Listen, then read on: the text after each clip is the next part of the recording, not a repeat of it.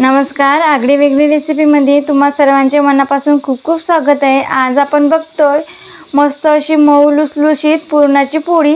तर बघा इथे मस्त पुरण यामध्ये मस्त असं ठासून ठासून भरलेलं आहे, अजिबात कुठेच फाटलेलं नाही आहे। मी तुम्हाला हे दाखवण्यासाठी तोडली आहे।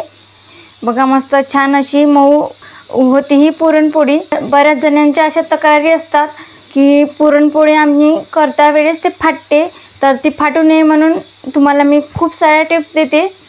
टिप नंबर 1, आपण जे गव्हाचं पीठ मळायला घेतो त्यामध्ये तेलाचं मोहन किंवा तुपाचं मोहन घालून ती कणिक व्यवस्थित मळून घ्या आणि 2 तास तरी मुरत ठेवा। एवढा वेळ नसेल 1 तासभर तरी मुरत ठेवा, म्हणजे ती छान व्यवस्थित मुरते।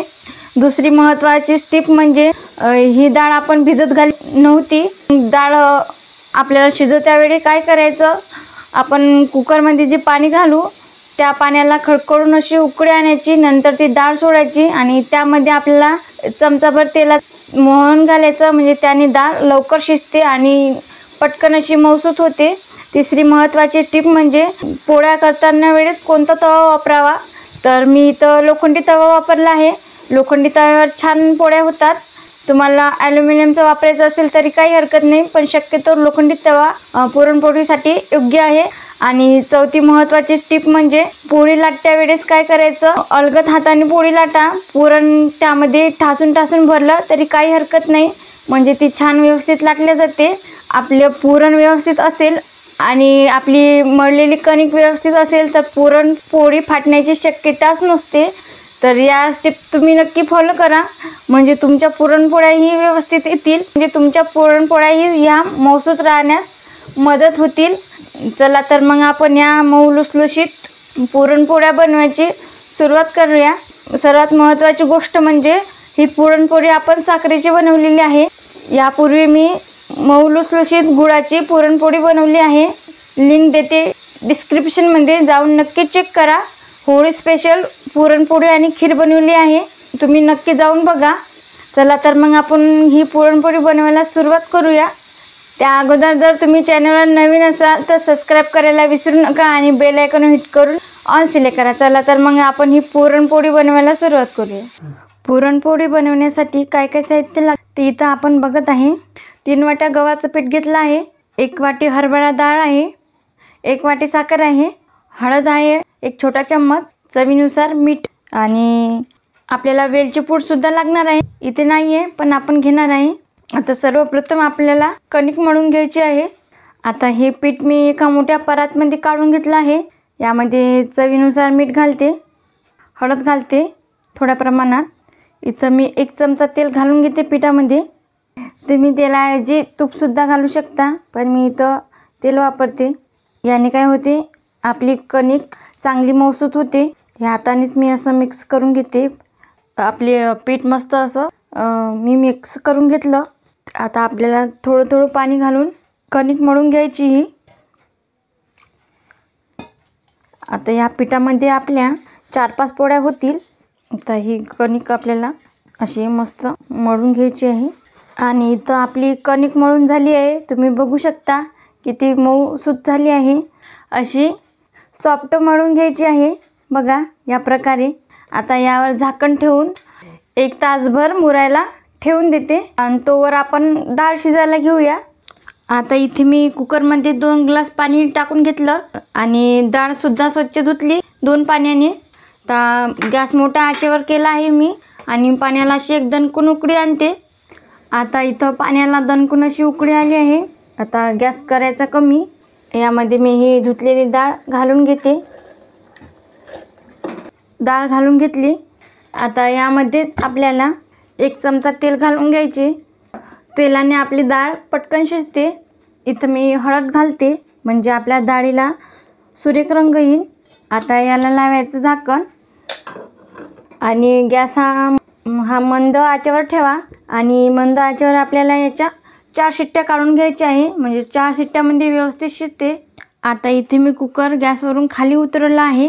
4 शिट्ट्या झाल्या आहे आणि वाफसुद्धा याची मी काढून घेतली आहे। आता झाकण उघडून बघूया। बघा मस्त इथं आपली हरभऱ्याची डाळ मस्त अशी शिजली आहे. तुम्हाला एक दाबून सुद्धा दाखवते. छान मॅश होते. आता हे आपल्याला कुकरमध्ये 2-3 मिनटं परतून घ्यायचे आहे. यातील मी पाणी सगळं नितळून घेते. आता इथे मी गॅसवर कढई गरम केली आहे. त्यावर ही डाळ घालून घेते आणि इथे मी हे 1 वाटी साखर आहे हे घालून घेते. तुम्हाला कितपत गोड हवा आहे अंदाज कमी जास्त करून घेऊ शकता. आता ही साखर विरघळेपर्यंत डाळ यामध्ये फिरून घ्यायची आहे आणि अजिबात पुरणपोळी लाटत्या वेळेत फाटत नाही. मस्त असे व्यवस्थित पुरणपोळी होते. नंतर मी सांगतेच तुम्हाला आणि काही टिप्स पण देते. ही डाळ थोडी कोरडी करून घ्यायची आपल्याला. यातील हे पाणी आटून घ्यायचं आहे. साखरेचं जे पाणी सुटलं ते इथं 3 ते 4 मिनिटं हे पाणी मी आटून घेणार आहे आणि परतून सुद्धा घेणार आहे ही डाळ. आणि आता तुम्ही इथं बघू शकता डाळ कोरडी झाली आहे आणि इथं 5-6 वेलचीची मी पूड केली ते घालून घेते. 1 मिनिटभर ही वेलची पूड यामध्ये मिक्स करून घेऊया. मस्त अशी कोरडी झाली आहे. आता आपल्याला ही डाळ आहे जी पूर्णपणे थंड होऊ द्यायची आहे आणि नंतर मग याचं पुरण बनवायला घ्यायचं आहे. गॅस बंद करून गार करून घेते. आता इथे ही पुरणाची डाळ सगळी थंडी झाली आहे. आता इथं मी मिक्सरचं भांडं घेतलं. यामध्ये मी याचं वाटण करून घेणार आहे. तर तुम्ही पाट्यावर सुद्धा वाटून घेऊ शकता. मी ते या मिक्सरच्या भांड्याचा वापर करते. यामध्ये आपल्याला हे सगळं पुरणाची डाळ वाटून घ्यायची आहे. आता इथे मी मिक्सरमधून पुरण काढून घेतलं आणि याचा असा गोळा बनवून घेतला आहे. आता याचे आपल्याला छोटे छोटे गोळे करून पुरणपोळीमध्ये भरून घ्यायचे आहे. आणि त्याचबरोबर इथं कणिकसुद्धा छान मुरली आहे. आता याला परत एकदा मी असं थोडं मळून घेते. बघा किती सॉफ्ट झाली आहे. आता थोडं आपल्याला पीठ लावून आणखी असं 1 मिनिटभर मळून घ्यायचं. आता इथे पुरणचा असा एक आपल्याला असा गोळा मी इथं बनवून घेतला. तुम्ही बघू शकता या आकारामध्ये आपण लाडू जसा बनवतो तसा असा गोल बनवून घ्यायचा. आता याचा छोटा गोळा घ्यायचा हा आपल्याला. इथं मी पिठाचा गोळा घेतला आहे. तुम्ही बघू शकता असं आपल्याला गोल करून घ्यायचा आहे. थोडा पीठ लावून हाताला आणि याची आता आपल्याला 1 वाटी तयार करून घ्यायची आहे अशी याप्रमाणे. आता यामध्ये हा पुरणाचा गोळा भरून घ्यायचा आहे.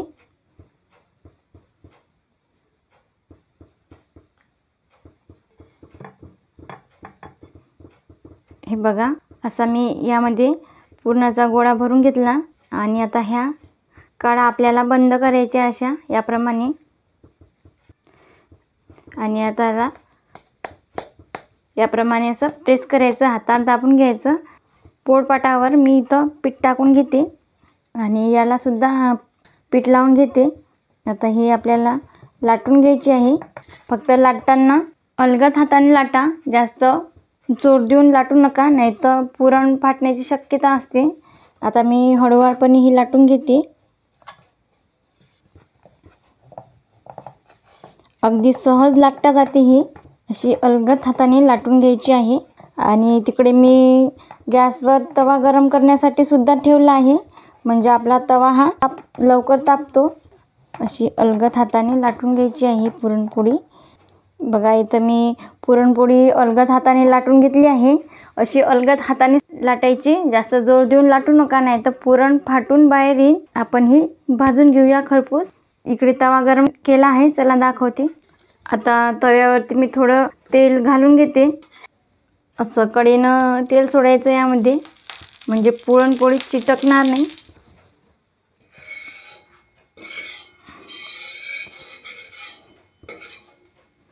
आता इथे अलगद हाताने आपल्याला ही पुरणपोळी टाकायची आहे. बघा गॅस कमीच ठेवायचा, म्हणजे मीडियम आचेवर ठेवायचा, जास्त मोठा करू नका. आता इथं मी या पुरणपोळीवर तेल घालून घेते आणि कढईनं सुद्धा थोडं तेल इथं मी टाकून घेते. छान खरपूस भाजली जाते ती पुरणपोळी. आणि आता मी हे अलगद हाताने काढणार आहे, उलटण्याने काढून घेते.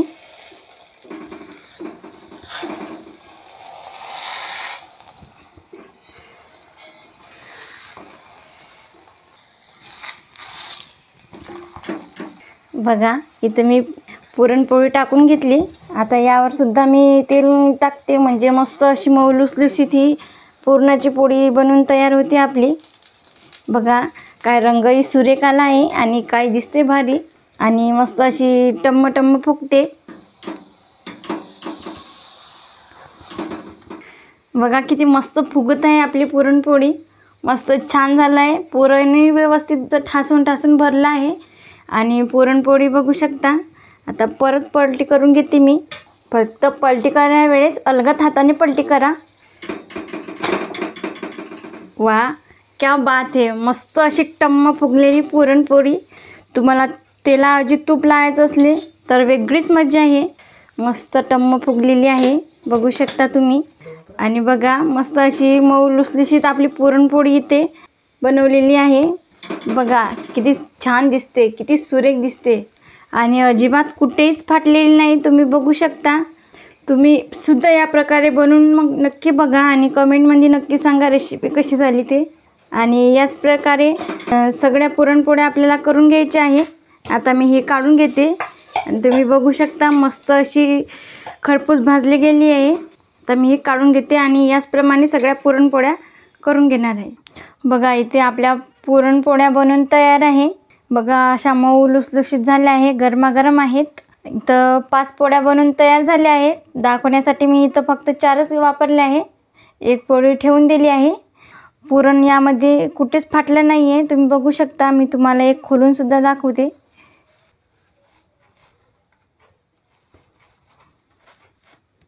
बघा मस्त असं पुरण यामध्ये ठासून ठासून भरलं आहे.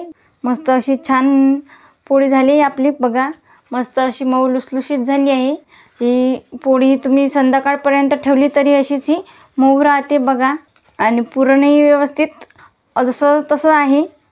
इथं आपल्या पोळ्या बनवून तयार झाल्या.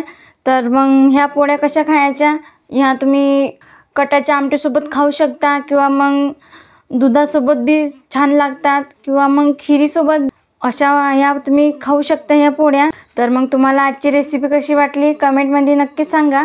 व्हिडिओ आवडला असेल तर लाईक करा. जास्तीत जास्त तुमच्या फ्रेंड फॅमिलीसोबत शेअर करा. तसेच आगळी वेगळी रेसिपी चॅनलला सबस्क्राईब करायला विसरू नका आणि त्याचबरोबर बेल आयकॉन हिट करून ऑल सिलेक्ट करा. ज्याने का होईल मी छान छान रेसिपी अपलोड करेल त्याची नोटिफिकेशन तुम्हाला येऊन जाईल. आज वेळात वेळ काढून तुम्ही हा संपूर्ण व्हिडिओ बघितल्याबद्दल तुम्हा सर्वांचे मनापासून खूप खूप धन्यवाद. अशीच छान छान रेसिपी बनवून तुम्ही सुद्धा खात जा. भेटूया पुढील व्हिडिओमध्ये.